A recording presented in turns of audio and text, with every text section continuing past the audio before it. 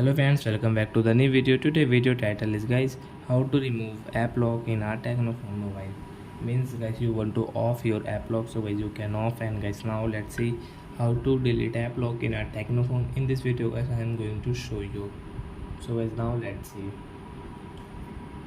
So friends, first of all open your phone setting to remove your app lock.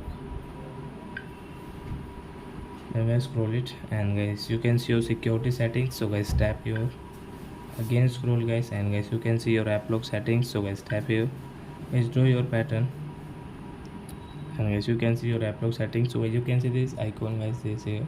So guys tap here and guys you can see your enable app lock. So guys off here.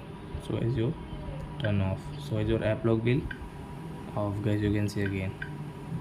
So I hope friends you have understood how to remove app lock in our Tecno phone. So that's it guys, thanks for watching. Now we will meet on next video with the topic. Before going guys, please go and like my video, subscribe my channel. Bye bye friends.